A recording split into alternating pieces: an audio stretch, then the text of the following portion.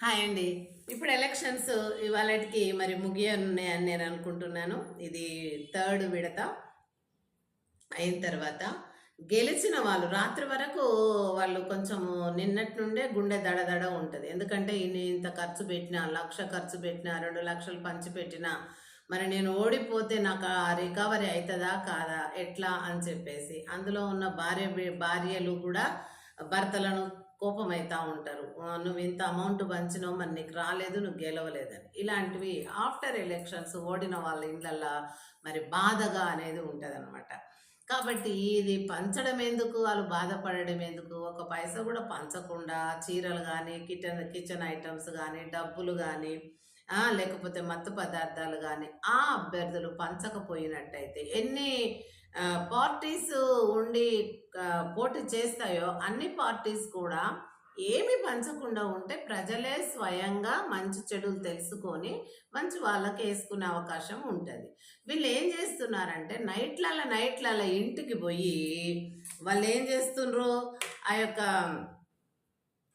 ఇండ్లలోకి పోయి ప్రతి ప్రజల ఇండ్లలో కుటుంబాలకు పోయి మీ ఓట్లు మీ ఇంట్లో ఇన్నునే నాకు వేయండి, నేను నీకు ఇంత ఇస్తా, ఓటుకి ఇంత మనిషికి ఇంత అని ఇట్లా ఆశలు చెప్పి ఇది చాలా తప్పు కదా. గవర్నమెంట్ దీన్ని ఖండించాలి.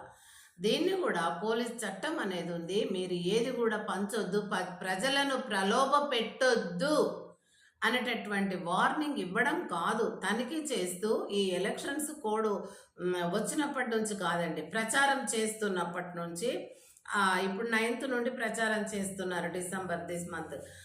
అప్పటి నుంచి మరి ఈ యొక్క పోలీస్ చట్టం అనేది, పోలీస్ డిపార్ట్మెంట్ అనేది మరి ఇల్లు తిరిగి సాయంత్రం కాగానే ఎవరు ఏ పార్టీ వాళ్ళు ఎవరిని ఏ రకంగా ప్రలోభ పెడుతున్నారు, ప్రజలను ఆ విధంగా మోసపుచ్చటం తప్ప అని చెప్పేసి చట్టము దాన్ని వ్యతిరేకిస్తే ఆ యొక్క పొలిటీషియన్స్ మరి కొంచెం వరకు కొంచెం భయం ఉండేది. కానీ ఫస్ట్ నుంచి పోలీసు వాళ్ళు కూడా, పోలీసు డిపార్ట్మెంట్ కూడా రాజకీయ నాయకులకే భయపడుతుంది.